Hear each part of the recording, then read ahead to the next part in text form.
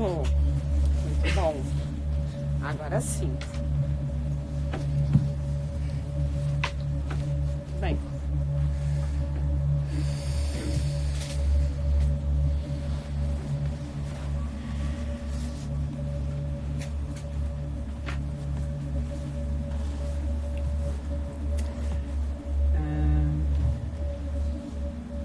Esperar as pessoas entrarem.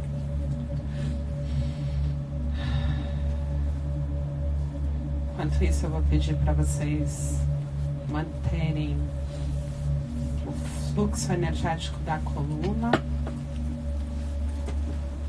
ereta, posição de meditação. Podem escolher a posição que fica mais confortável. Só que a gente não vai largar o corpo, a gente vai se manter no processo de sustentação, já aprendendo o que significa sustentar energia. Então a gente não sustenta energia se a gente não consegue nem sustentar o nosso corpo. Se a gente não mantém esse eixo, né, que é esse eixo principal, bem ereto. Então é importante que a gente tenha essa condição de não ficar se largando, se soltando, né, desistindo, abandonando.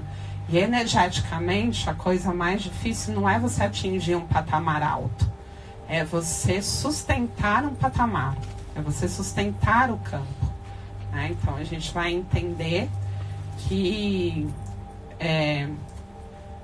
muitos que já estão no processo, estudando, recebendo várias iniciações, eles percebem que é fácil. Eu vou para um retiro, eu subo a minha energia, eu venho para um curso, eu subo a minha energia, mas eu não consigo sustentar mais de uma semana, mais de um mês, mais do que 15 dias. Então, o processo de sustentação é uma das etapas mais importantes para que a gente consiga realmente chegar numa qualidade, né? Então, se a gente não sustenta, a gente não tem nenhuma qualidade. Então, isso é muito importante. Então, não é tão importante chegar num nível muito alto, mas sim chegar num nível que eu consiga sustentar. Então, a gente não tem essa ambição de subir tanto o campo, ou de ter tanta energia, mas a gente tem que ter a consciência de que no momento que eu subo um pouco a minha energia, eu tenho que manter ela ao longo do dia todo. Então a gente vai começar o processo de sustentação pro dia. Depois a gente vai estendendo esse processo de sustentação. Então, além do dia, depois a gente vai sustentar para 2 dias, depois a gente sustenta para 3 dias. Mas inicialmente a gente vai começar o nosso dia colocando um foco energético. E não é possível a gente colocar foco energético em muitas coisas. Então a gente tem que pôr um foco energético para o dia. Então a gente começa o dia já mentalizando, já pensando qual é a energia que eu quero para o meu dia. E eu passo o dia inteiro sustentando essa energia, trabalhando essa sustentação. Então a minha consciência, ela é direcionada para a energia que eu quero manter no meu dia. Então todos os meus atos, palavras, ações e pensamentos, eles precisam estar alinhados com aquilo que eu determinei que eu quero viver no meu dia. E dessa forma a gente vai treinando, porque não existe, não é eu explicar para vocês se vocês não tiverem a prática. Então é importante que através da prática a gente comece a ter a condição de entender o que significa a sustentação, para que a gente possa entender depois o que significa a materialização. A materialização não é possível sem a sustentação. Tá? Então, o que acontece? A gente não tem que estar na energia somente durante a prática. A gente tem que levar essa prática, estender essa prática para a vida. E quando a gente estende a prática para a vida, a gente está no processo de sustentação. Tá? Então, isso é uma coisa que gera muitas dúvidas nas pessoas. Elas me perguntam, eu consigo ficar bem, mas logo depois eu fico mal. Por quê? Porque eu não coloco o foco energético numa única energia, em algo que eu queira, e não consigo colocar toda a minha atenção no processo da sustentação para manter. É só isso, porque todo mundo tem a capacidade, desde que a gente tenha um foco e não perca o foco. O que acontece é que ao longo do dia vão acontecendo coisas e vocês vão escapando, fugindo do foco. E vão se distraindo e se enredando. Então eu me enredo numa provocação, eu me enredo numa conversa, eu me enredo numa discussão que acaba acontecendo e me envolve. E aí eu me distraio e perco o foco, né? Então a gente está num curso que vai falar muito de energia, porque Reiki é energia, e a gente precisa entender como estender a prática para a vida, porque isso é muito importante, né? Porque senão vocês vão praticar e vão desistir de praticar, porque a grande diferença é a gente conseguir trazer isso para a nossa vida material, porque a gente precisa ter ganho material. Então as pessoas me perguntam, você estuda sobre ET? Eu falo, não. Por que eu não estudo sobre ET? Eu sei que eles existem, mas isso não vai mudar a minha vida. E tudo que eu busco é algo que eu possa aplicar na minha vida de forma que eu consiga ter o ganho, que eu consiga atingir um potencial maior do que aquele que eu já atingi. Então é importante vocês começarem a filtrar o que vocês estão trazendo para a vida de vocês. Né? Então tem vários assuntos que são muito interessantes, mas vocês precisam se perguntar que tipo de vibração tem nesse assunto, que tipo de energia tem nesse assunto e o quanto isso agrega para o meu processo na vida. Porque se a gente não trouxer para a vida com praticidade, onde a gente tem que ver o ganho daquilo, é melhor que a gente abra a mão e procure uma outra ferramenta ou algo que realmente possa ser efetivo para transformar a minha vida e facilitar a minha vida. E esse tem que ser o foco. E espiritualidade é ação na vida, né? Então, eu entendo, eu entro aquilo faz sentido para mim, eu compreendo a vibração, eu sustento para um processo de materialização na minha vida, ok? E o que é essa energia? A energia Reiki, ela é a energia, que ela é energia primordial, então ela desce diretamente da fonte, na mais alta qualificação, e ela chega alinhando, né, através do nosso tubo prânico, que eu vou explicar isso bem para vocês, entra pelo nosso Antakarana e ele vai te alinhando, te equilibrando completamente. Então primeiro ela te alimenta e depois que você está já com excesso de energia, você começa a transmitir. O que eu transmito? Eu transmito a minha energia? Não. Eu estou transmitindo esse transbordar da energia. Né? Então, por isso, o Reiki pede uma iniciação. E a iniciação está diretamente ligada com a abertura desses canais. E um processo que, através de comandos, de mantras, de mudras e símbolos, a gente acaba abrindo esse campo de informação e permitindo que essa energia escorra e transborde através de nós. Então, toda vez que eu aplico, eu me sinto revitalizado, da mesma forma como se eu estivesse recebendo energia. E por que é diferente do passe espírita? Porque o Reiki, você vai abrir os canais e você vai servir somente como... você vai funcionar como se você fosse um bambu oco. Então a energia vai passar por você e vai correr através de você, né? Só que não existe nada da sua energia aí. Quando a gente está num passe espírita, são os espíritos que fazem o trabalho.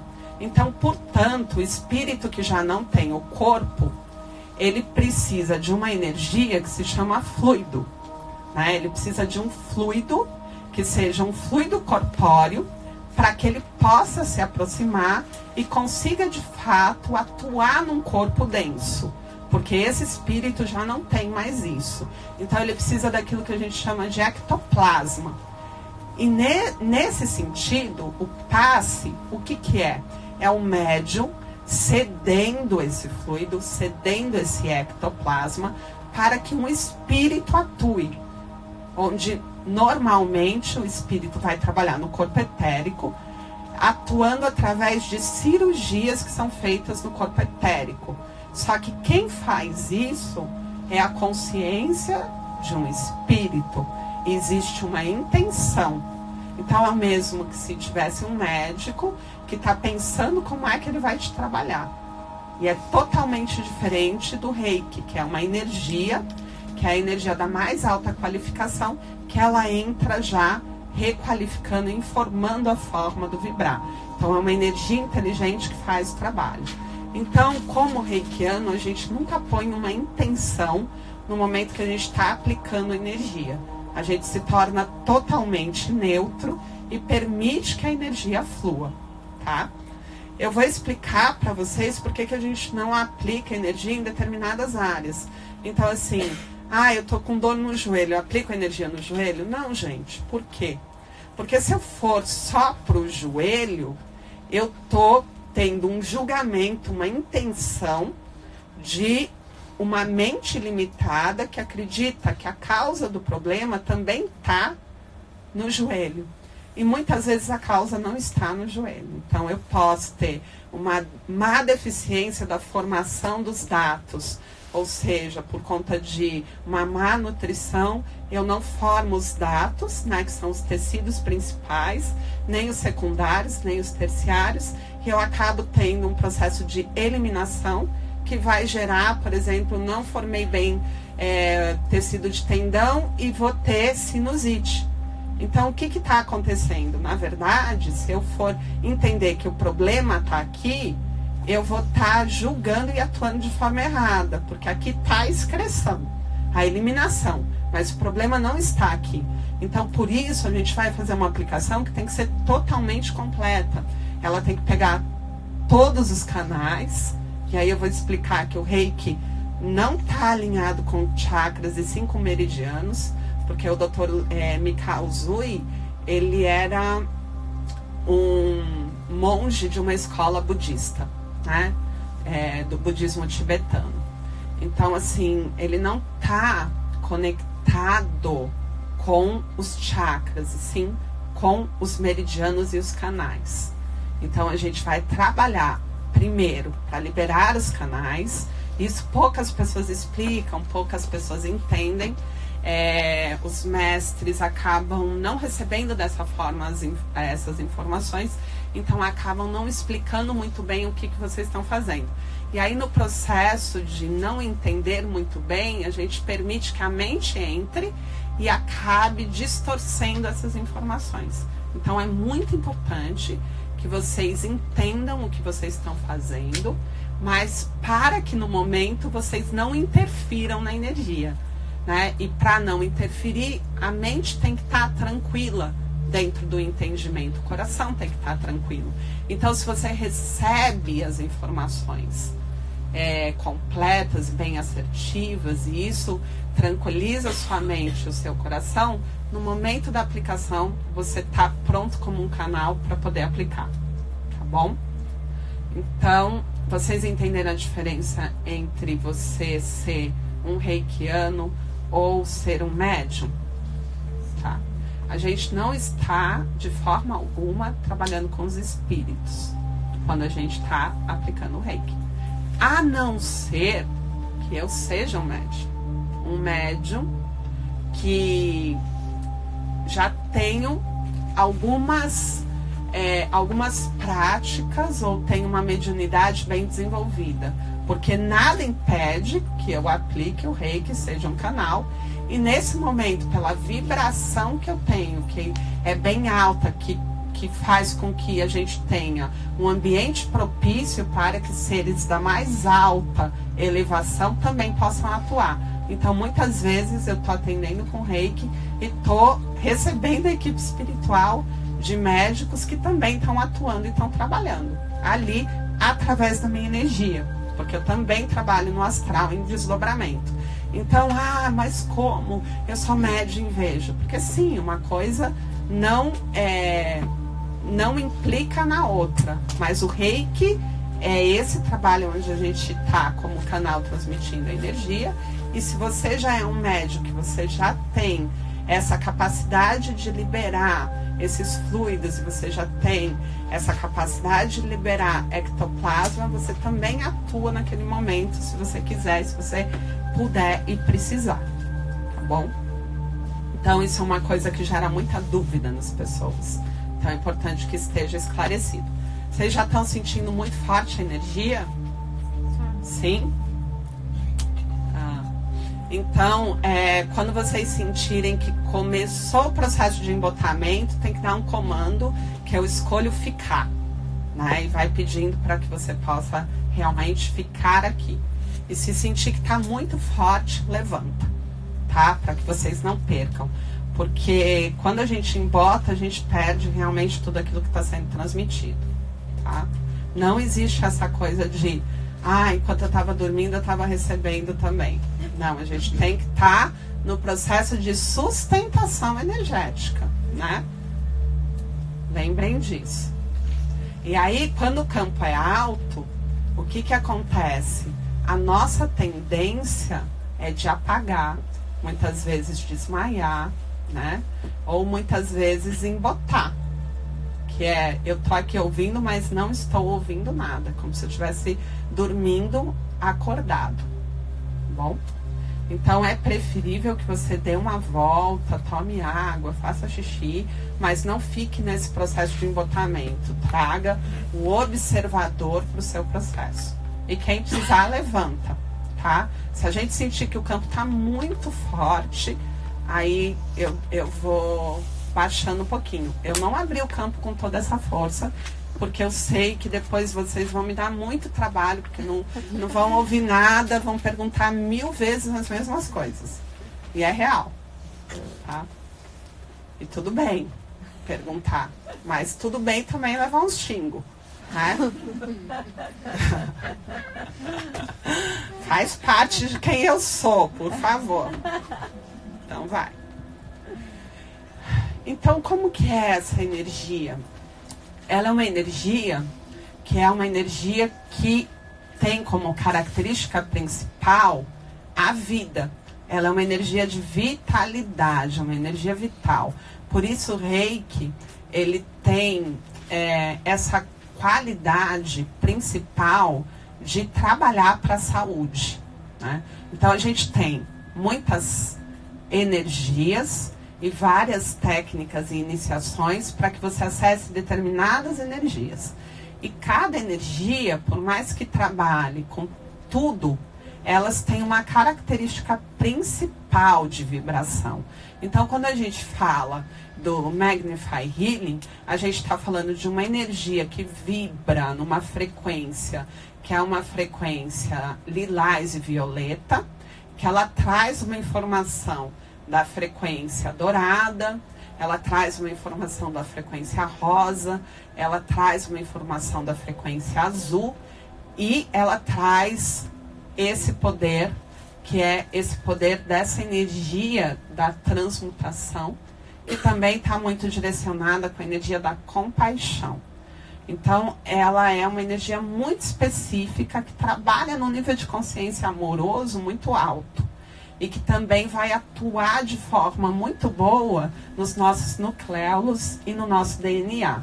Então, uma energia, como que eu sei o que eu vou usar, né? Porque vocês saem fazendo várias iniciações, vários cursos.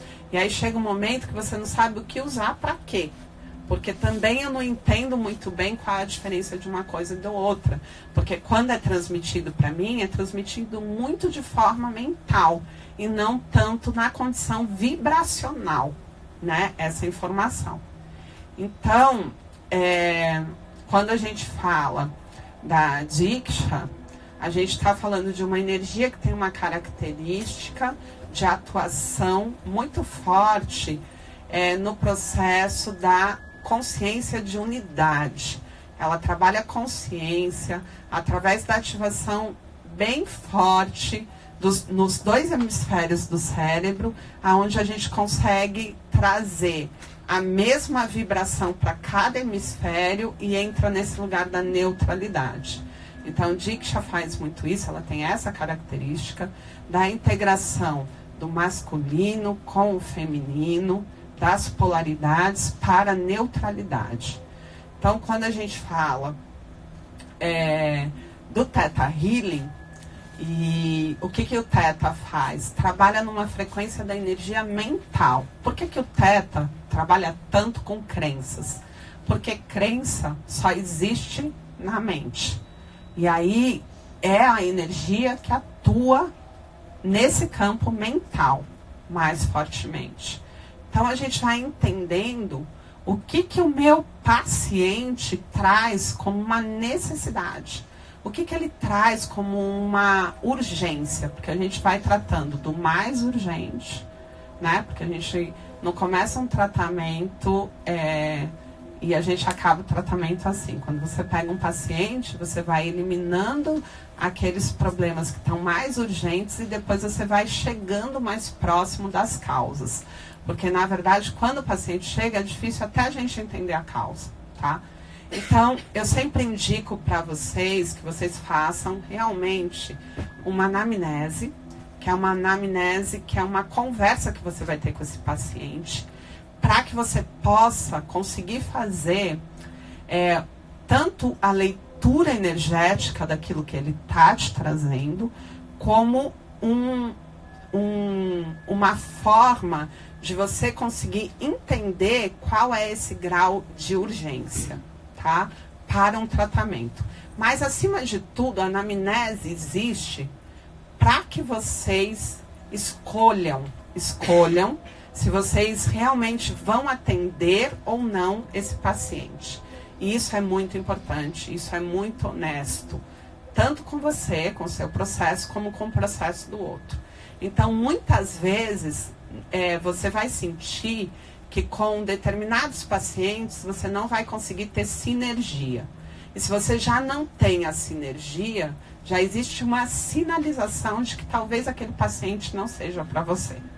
E isso é muito importante vocês respeitarem, tá? Para que vocês possam oferecer a mais alta qualidade do tratamento. Então, que vocês possam estar sempre no 100% da verdade nesse processo.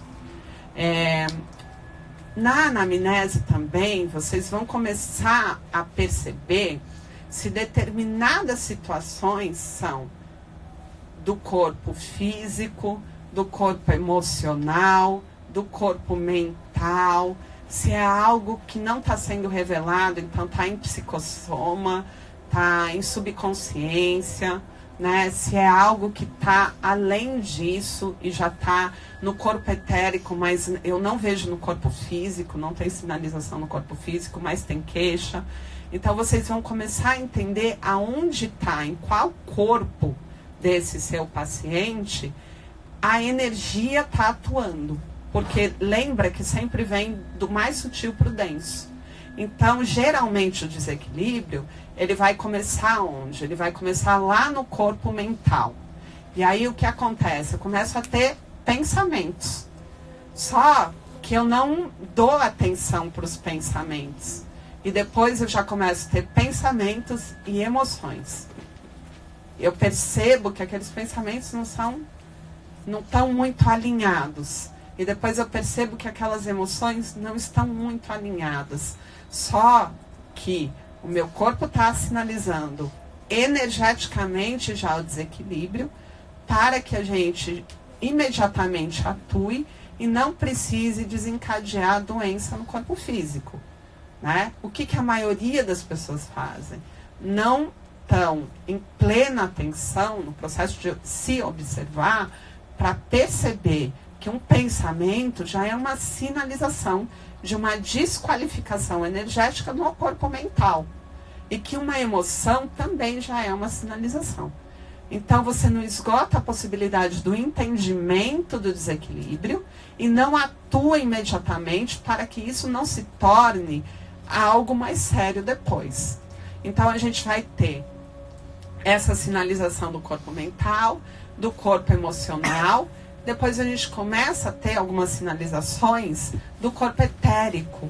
Então, eu tenho a dor de cabeça, mas a dor de cabeça não é nada. Aí eu tenho dores em alguns lugares, eu faço os exames, não é nada. Mas, gente, eu tô tendo já as sensações da doença que vai se manifestar no meu corpo físico, né? Por quê? Porque do corpo etérico, no corpo etérico, eu tenho aquilo que a gente chama de modelo. Então, todos os órgãos, eles existem replicados energeticamente nesse corpo etérico. E a gente vai entender que isso não está separado como se fossem paredes, tá? Eu vou explicar como essas camadas adentram e quais são as camadas. Porque a gente vai ter camada 1 do corpo etérico, 2, 3. E cada camada tem um nível de vibração. E é importante a gente saber. Então, quanto mais a gente entende nesse processo o que é o corpo, né? Dentro de todos esses corpos, trazendo muito a consciência da anatomia sutil e da vibração da anatomia sutil, porque a maioria das pessoas olham como se fosse um bloco de informação cristalizado, e a gente precisa sentir a vibração desses corpos para que a gente possa entender isso. Então, a gente não tem só uma camada de corpo etérico, a gente tem várias camadas de corpo etérico. E dentro do corpo etérico, a gente já tem as camadas do corpo astral, do corpo emocional, que elas já vão adentrando. Então, essas camadas, quando a camada 1, ela já está dentro do órgão também. Então, o órgão, ele também tem emoção. Por quê? O meu corpo emocional, astral, que teoricamente, físico, etérico, astral, ele não está separado como uma parede, ele tem várias camadas e existem as camadas que já estão adentrando o etérico, as camadas que já estão adentrando o físico. Então, essas que estão adentrando o físico estão informando essas energias emocionais nos meus órgãos, que são os órgãos que a gente conhece como os órgãos físicos. Então, por que determinadas emoções vão somatizando até que a gente tenha o adoecimento de determinados órgãos, tá? Então, mais ou menos, vocês entenderam. Tá muito difícil, gente? Eu preciso passar a informação para vocês. E a gente tem 2 dias só. Então, assim, anotem. Anotem, porque anotar é uma forma de vocês irem integrando isso, tá? É muito difícil vocês receberem informação de anatomia sutil com essa consciência vibracional. E durante esses dias eu quero que vocês consigam captar vibracionalmente e não como conceito engessado, tá? Por isso a gente tem um campo aqui. Então, como é que eu sei que eu estou desequilibrando? Porque eu, graças a Deus, tenho a sinalização. E o que é a sinalização? É a emoção. Só que a gente é educado para não sentir. Determinadas emoções, a gente fala, isso é ruim, não sinta. Não olha para isso. Ah, então, no lugar de você confrontar, entender, trazer para dentro, acolher e olhar para isso com uma seriedade, você diz assim, ai, não pensa nisso, pensa em tal coisa.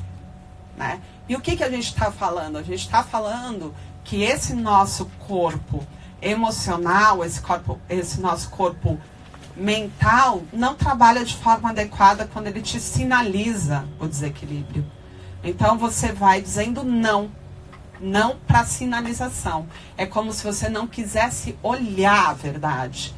E sempre que eu ignoro, que eu me torno um ignorante, eu acabo tendo as consequências disso.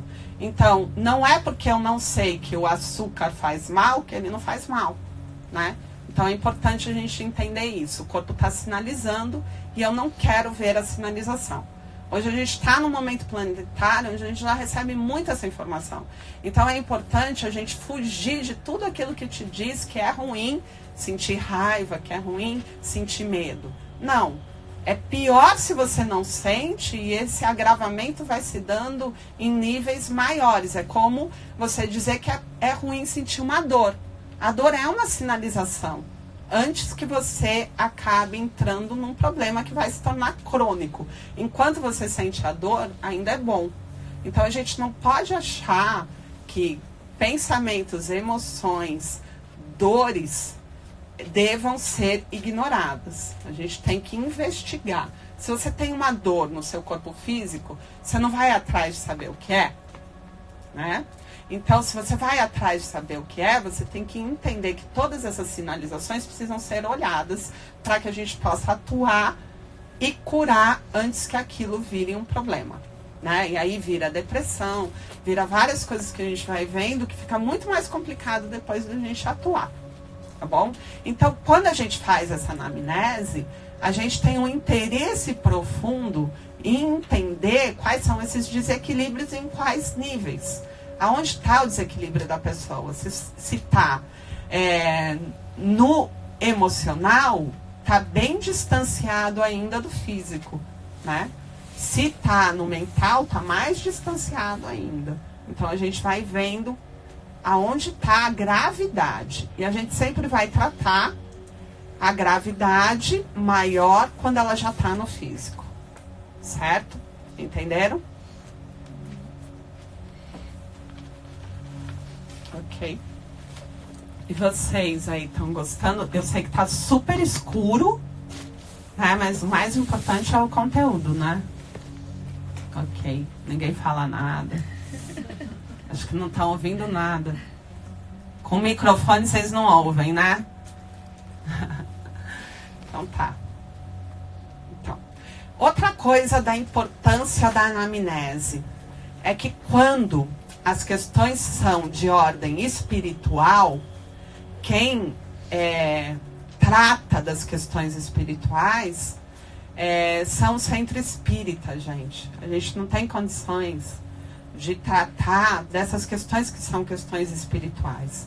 E às vezes a pessoa te traz situações que estão muito relacionadas com situações de cobradores kármicos, com desequilíbrios mediúnicos que geram desequilíbrios psíquicos, e a gente precisa identificar isso.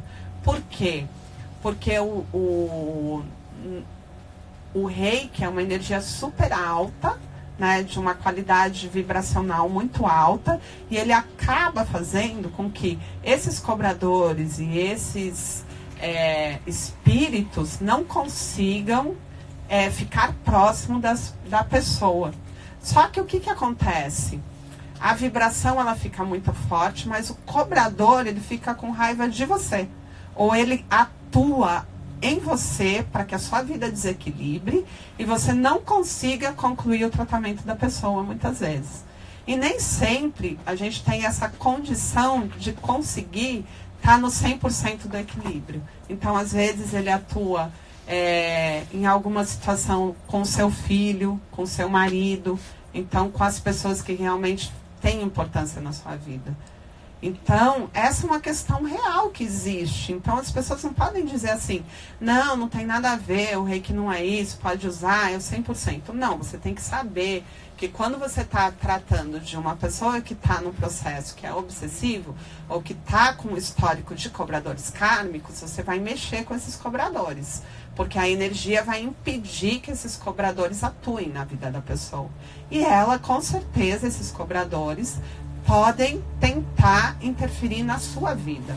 Então é importante, quando a gente entende que a questão é de ordem espiritual, a gente direcionar esse paciente para as casas que trabalham com isso, que são as casas espíritas, tá? E a gente não faz processo de desobsessão. A técnica que diz que trabalha no nível de desobsessão, ela está informando algo muito irresponsável, porque é muito complexo o universo espiritual, gente.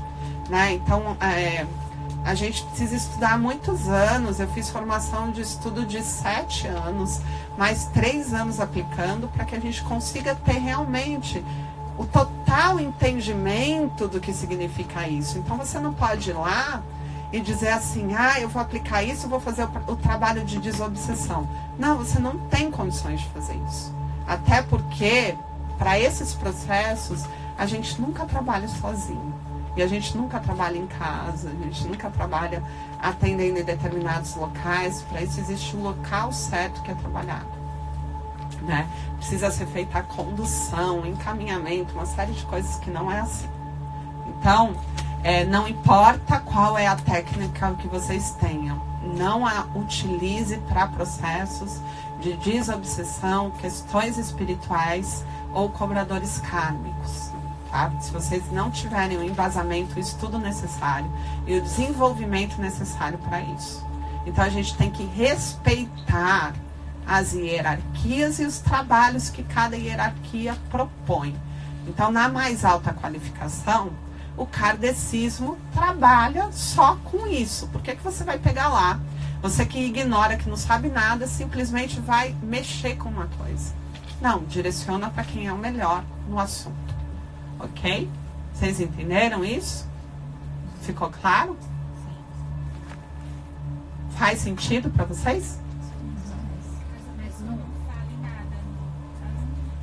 Tá. Ó, passa lá esse microfone pra gente poder ouvir.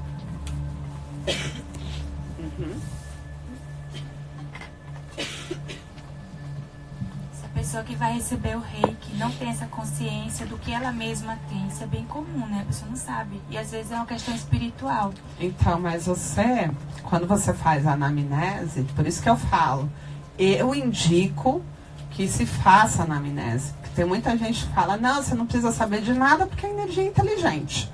Mas não é bem assim. Existem várias questões. É isso que eu estou dizendo. Na anamnese você vai saber. Porque a queixa da pessoa, ela vai te dando todos os indícios e você vai percebendo que aquela questão é uma questão muito pesada para você tratar. E você vai dizer, nossa, eu vou assumir um paciente que tem um desequilíbrio aqui que talvez eu não tenha condições realmente de sustentar o processo. Então, por isso que eu falei da sinergia, da gente sentir realmente a sinergia, perceber, porque a gente já tem isso, a gente já faz leitura energética, a gente já sente. Então a gente sabe quando aquela história é uma história muito pesada pra gente. Quando a gente tem ou não tem condições de atender. E geralmente vem seguida de muitas situações de na minha casa a gente só briga, eu não consigo sair disso, e aí as brigas são violentas, e acontecem coisas muito pesadas. Você vai perceber que é algo que está muito além de simplesmente um desequilíbrio no corpo mental, emocional e físico. E aí é uma questão que você vai precisar fazer a anamnese, não dar o sim para a pessoa na hora, espera pelo menos uma semana da anamnese para você realmente sentir, porque essa informação, ela não vem na hora que você está ouvindo. Ela vai sendo decodificada e você vai percebendo e sentindo. E aí você entra em meditação, você pega o seu pêndulo, aí você pergunta se essa pessoa é para você ou não, se você deve atender ou não essa pessoa. Porque assim, assumir o tratamento de alguém é um compromisso muito sério. Porque a gente começa, mas a gente não sabe quando a gente vai terminar, né? O reiki é indicado para um tratamento que você faça 4 sessões. Mas vocês ouviram o relato das pessoas. Faz 3 anos e meio que eu passo e eu recebo a energia. Então, o terapeuta ele começou um processo talvez para fazer 4 sessões. E faz 3 anos e meio que ele está comprometido com o paciente. Então, a gente começa, mas a gente nunca sabe quando é que vai terminar isso. Quando é que, de fato, essa pessoa vai estar no equilíbrio que ela precisa estar. Tá bom? Obrigada. Passa o microfone para ela lá. Você falou que não pode pode fazer dentro de casa? Por exemplo, eu gosto de fazer muito nas minhas filhas. Não, o reiki pode. Tá, o processo de desobsessão não pode. Certo. E aí o que acontece é que às vezes tem técnicas que ela te diz que você pode atuar, inclusive, para o processo de desobsessão, em qualquer lugar. Isso não é uma realidade, né? Porque, na verdade, esses processos não devem ser feitos, e muito menos dentro de casa. O reiki pode. Você pode fazer em qualquer ambiente, inclusive dentro de casa, porque a própria energia ela já entra realmente requalificando tudo. E o paciente que você atender, que está no processo de obsessão ou ele está sendo obsediado, ele realmente vai se beneficiar. A energia vai ficar excelente, vai ficar alta. Mas a questão não é essa. A questão é o dia seguinte, quando você sai para trabalhar e você não está naquele ambiente, você baixa seu campo vibracional, aquele cobrador daquela pessoa que não quer que você continue o tratamento. Então, acaba atuando na sua vida. É isso que eu estou dizendo.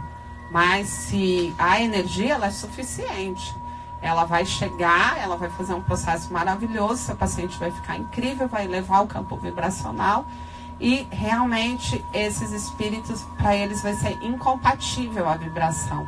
Porque é uma vibração, para que eles atuem, você tem que estar vibrando mais baixo. Quando você eleva, eles já não podem mais atuar ali, né?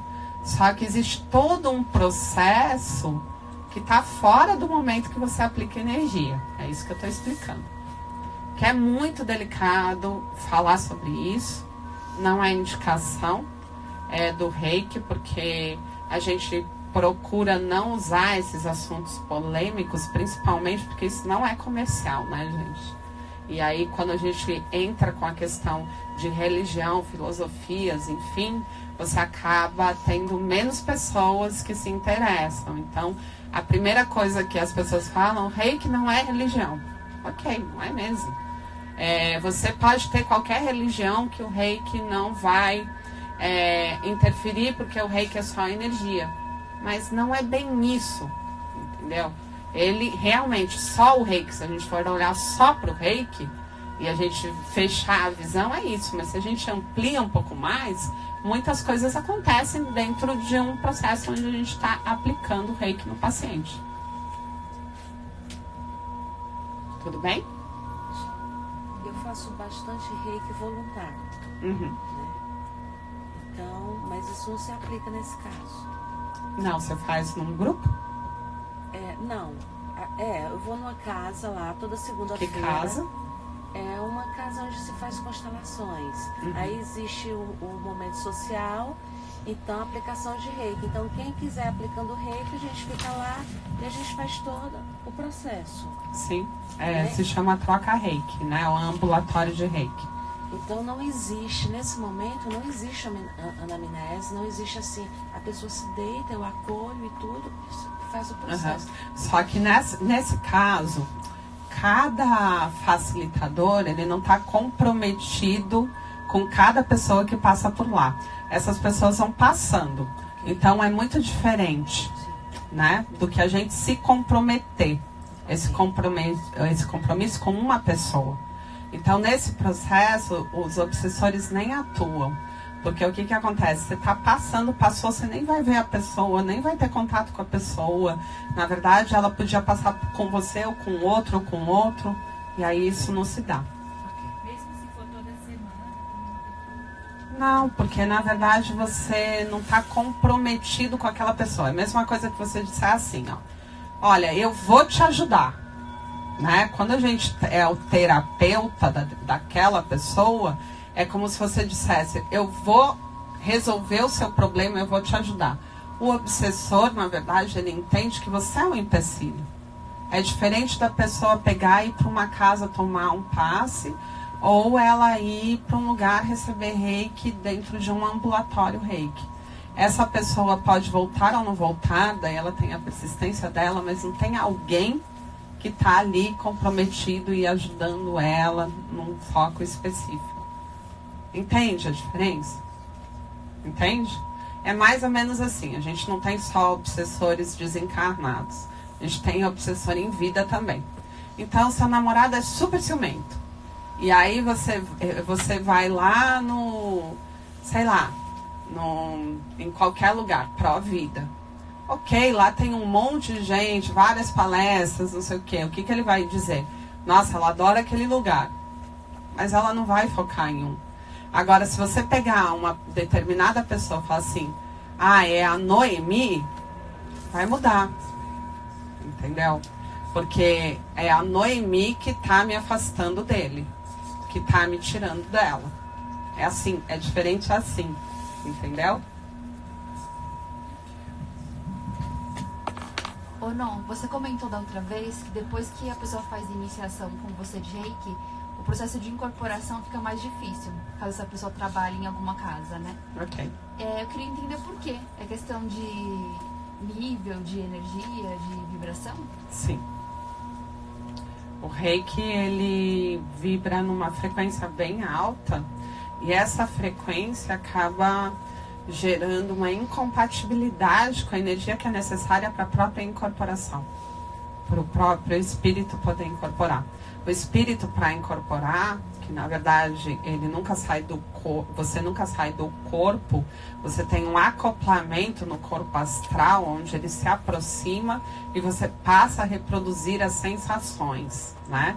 E ele passa a sentir também as suas sensações. Ele precisa num nível de densidade que ele já não tem. Então, quando você sutiliza muito, você sobe essa vibração, e o reiki faz isso, você interfere, você atrapalha.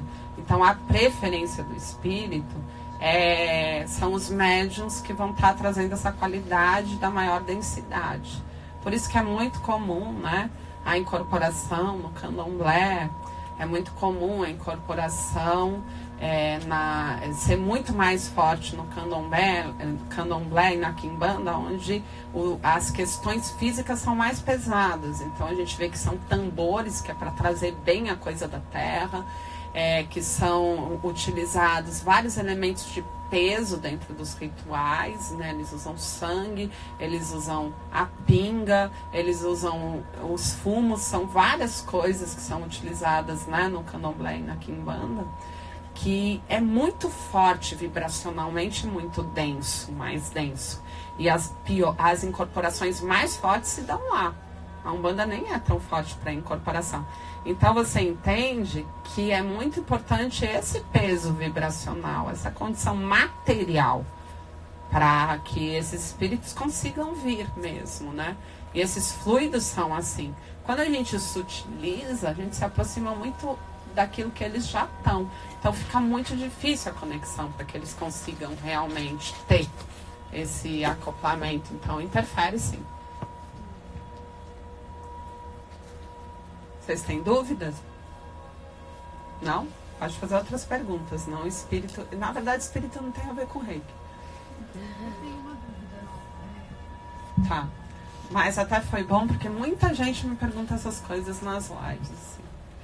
O meu irmão, ele frequenta Umbanda, né? Sim. E por muito tempo, quando eu fiz a primeira iniciação, um nível 1 e um nível 2, eu comecei a fazer reiki nele, nem fazia ideia dessas questões. E ele tinha um problema, tem ainda um problema muito forte com dependência química. E durante o processo que a gente começou a fazer essas sessões de reiki, ele ia na minha casa, eu fazia sessões com ele. E começou a não dar mais certo, sabe? De eu fazer. Não coincidia mais os horários, eu tentei mais algumas vezes. E aí você estava dizendo isso agora, eu queria saber se existe alguma, não é nem restrição, mas até por uma cautela, eu evitar fazer essas sessões com ele. Então. Ele é seu irmão, né? Mas gosta de umas coisinhas mais pesadas. Então, se ele, você que vai ter que... Você já sabe essa resposta, na verdade. É que você quer passar pra mim uma responsabilidade que é sua, entendeu? Tipo, eu não vou te dar essa resposta jamais. Claro que não. Então você já tem essa resposta, na verdade, dentro de tudo isso que a gente falou e do que você conhece da sua experiência dentro desse universo. Agora, a gente não tem que se sentir culpado, porque a gente não... Realmente, a experiência dele é uma experiência que pode levar ele para um processo de crescimento e iluminação. Ele pode, dentro desse universo de uso de drogas, descobrir, entender muitas coisas que somente nesse caminho ele teria condições de descobrir e entender, ter realmente aquilo que a gente chama de aprendizado e através desse caminho evoluir.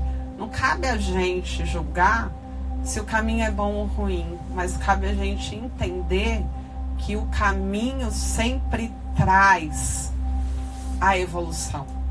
Não importa o que você está fazendo, você sempre evolui. Né? Não importa o que você está vivendo, você sempre evolui. E nunca é por acaso, nunca está errado o que eu estou vivendo. Então, ele está ainda necessitando viver isso. Esse é o ponto. A escolha vai ter que ser dele. A decisão interna vai ter que ser dele. A força vai ter que ser dele. Né?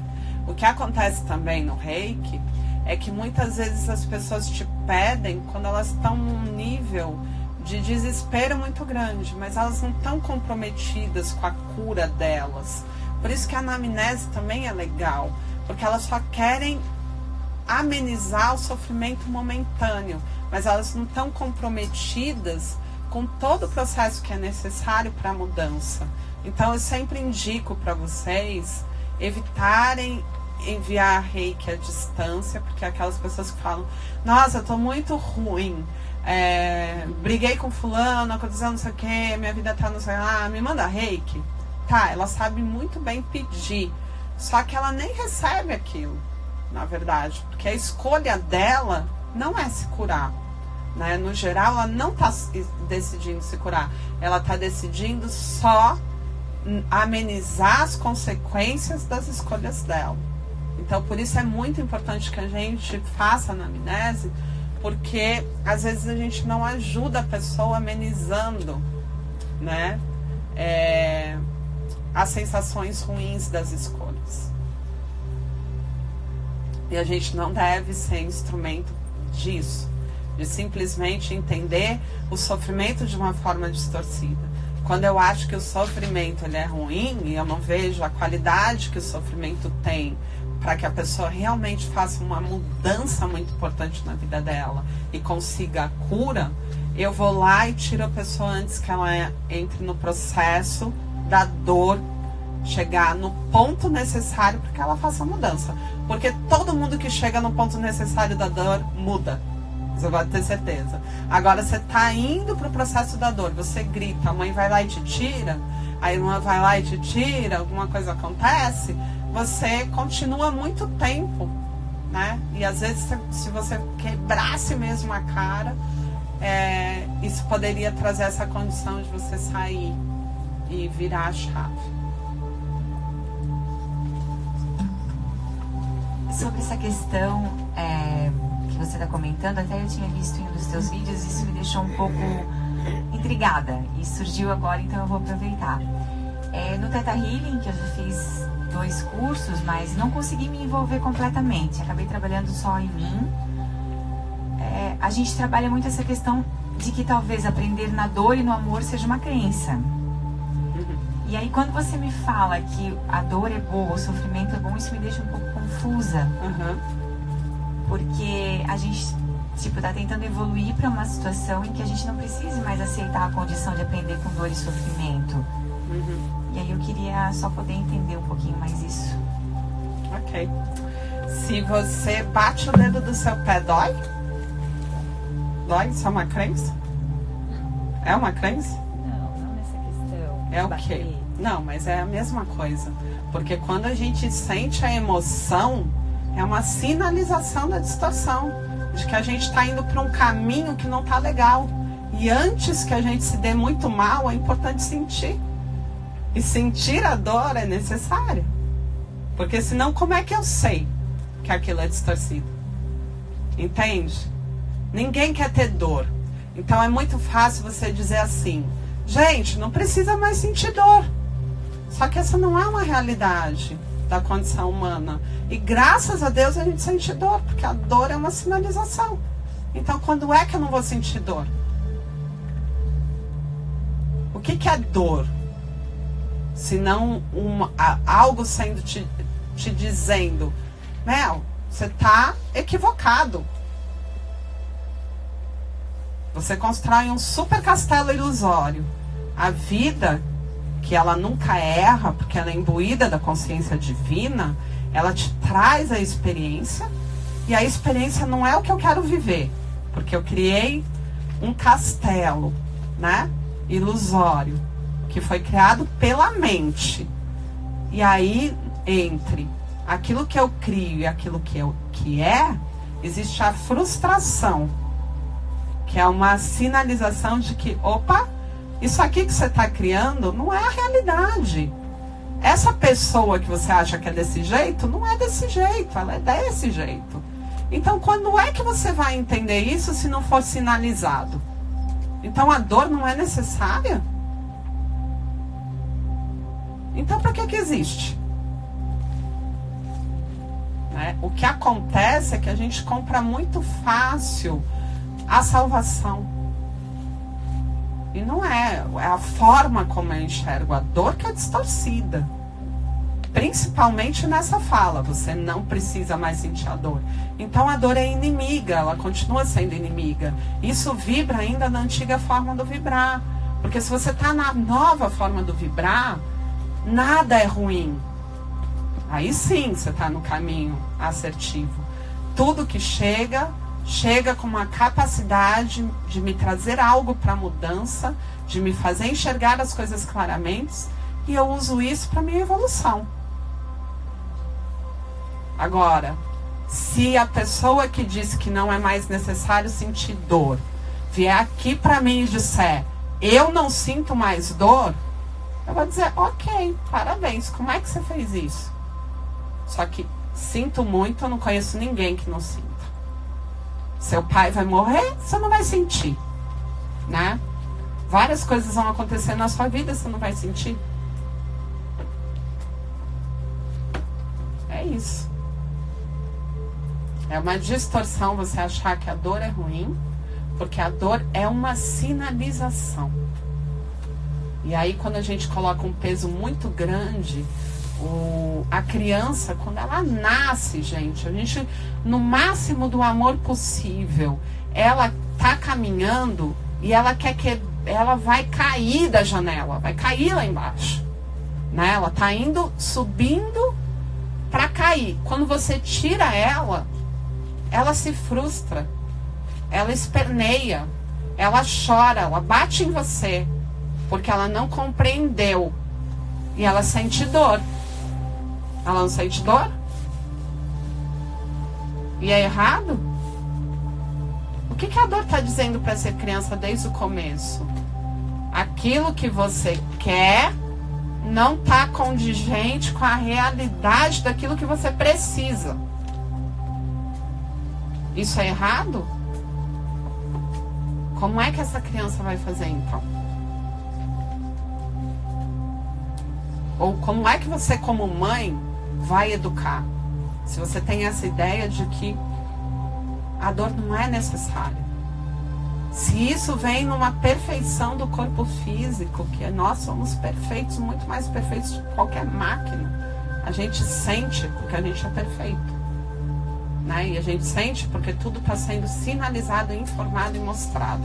E o único objetivo da gente estar aqui é evoluir. Então, se os sentimentos eles não contribuem para a evolução e eles não são necessários, qual é o caminho? Alguém aqui já cresceu, já evoluiu sem passar por isso? Foi possível?